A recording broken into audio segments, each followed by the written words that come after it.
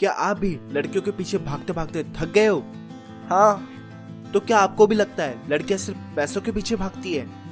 हाँ। अब आप ये भी जानना चाहते होंगे कि इसके पीछे क्या कारण है। अरे हाँ भाई हाँ। तो ऑडियंस, आज ये सीक्रेट जानने से पहले आपको बता दूं कि वीडियो पूरा देखने के बाद आप भी कहने पर मजबूर हो जाओगे कि इसमें लड़कियों की कोई गलती नहीं है। गलती तो हमारी है जो हम पैसों के पीछे नहीं भागते हैं।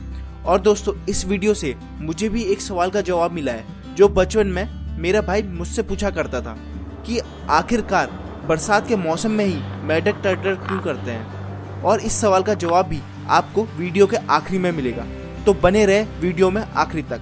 तो दोस्तों, on a serious note, psychology में कई ऐसी थ्योरीज है जिन्हें सुनकर आपकी आंखों के पर्दे ही गायब हो जाएंगे।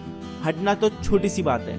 उन्हीं थ्योरी में से ही एक थ्योरी है साइकोलॉजी की सेक्सुअल सिलेक्शन थ्योरी।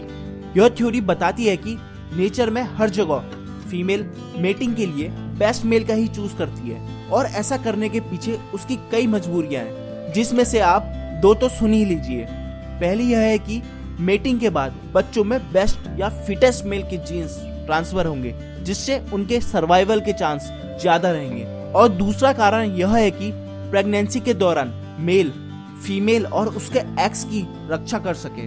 और दोस्तों, जैसे यूट्यूब में सक्सेसफुल होने के लिए आपको बहुत सारी अग्नि परीक्षाओं से गुजरना पड़ता है, वैसे ही इस थ्योरी को भी साइकोलॉजी में अपनी धाक जमाने के लिए कई कठिनाइयों से गुजरना पड़ा। शुरुआत में तो कई साइंटिस्टों का मानना था कि फीमेल का मेटिंग के लिए किसी मेल को चूज करना सिर्फ मेल टू मेल कंपटीशन पर ही डिपेंड होता है, क्योंकि उनका मानना था कि नेचर में मौजूद अन्य जीव जंतु दिमागी रूप से इतने विकसित नहीं है कि वे दूसरे जीव जंतुओं को उनकी ब्यूटी के बेस पर डिफरेंशिएट कर पाए।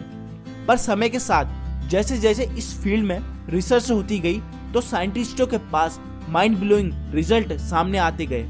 अब साइंटिस्टों का मानना है कि फीमेल की मेटिंग चॉइस सिर्फ मेल टू मेल कंपटीशन पर ही नहीं, बल्कि काफी अलग अलग फैक्टर्स पर भी डिपेंड होती है। जैसे अगर आपने लॉन्ग टेल विंडो बर्ड के बारे में सुना है, तो इस प्रजाति में फीमेल बर्ड्स मेटिंग के लिए नॉर्मल से लॉन्ग टेल्ड वाले मेल बर्ड को ही ज्यादा प्रेफर करती है। और अगर आप ह्यूमंस की बात करें, तो आप जानते ही होंगे लड़कियों के तो सिर्फ एक डेट के लिए ही कितने नखरे रहते हैं। जैसे ये लड़का ज्यादा मोटा है, ये ज्यादा पतला है। चलो जोक सपाट, अब अपने टॉपिक पर वापस आते हैं। दोस्तों, अब मैं आपको वीडियो का सबसे इम्पोर्टेंट पार्ट बताने जा रहा हूँ। As you know, modern research बताती है कि अपनी ही ब्रीड यानी अपने ही वंश में हमें मैरिज नहीं करनी चाहिए, क्योंकि इससे आने वाली पीढ़ी में जेनेटिक बीमारियां ट्रांसफर होने के चांसेस कई ज्यादा बढ़ जाते हैं। आप जान के हैरान हो जाओगे, मेडिवल एज में तो कई एम्पायर के वंश ही खत्म हो गए थे,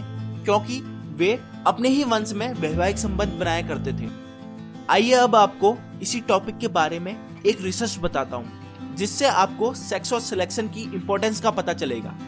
दोस्तों, फ्लोर बीटल्स में 10 साल लगातार चली रिसर्च में ये बात सामने आई है कि सेक्सुअल सिलेक्शन हमें इनब्रीड रिप्रोडक्शन यानी एक ही वंश में बच्चे पैदा करने में भी एक्सटिंक्शन से बचाता है। और इससे हम यह भी कंक्लूजन निकाल सकते हैं कि एक दूसरे के प्रति अट्रैक्शन ने भी हमें अभी तक सरवाइव रहने में मदद करी है। इतना ही नहीं, अभी तक मैंने आपको जितना भी बताया वो सेक्सुअल सिलेक्शन टॉपिक का 10% भी नहीं है। इसके अंदर अभी Fisherian runaway concept, sexy son hypothesis, sexual conflict, mate choice theory जैसे कई टॉपिक लिंक हैं। आइए अब मेरे भाई के क्वेश्चन का आंसर जानते हैं। दोस्तों, इंसानों में ही नहीं बल्कि कई जीव जंतु में भी मेल्स फीमेल को इम्प्रेस करने के लिए बहुत हार्ड वर्क करते हैं। और मेढकों के बीच फीमेल को इम्प्रेस करने का टाइम बरसातों के मौसम में आता है, तो मेल फ्रॉग भी अपना काम धंधा छोड़कर बरसातों के मौसम में फीमेल फ्रॉग को रिझाने के लिए डिफरेंट वॉइस निकालते हैं।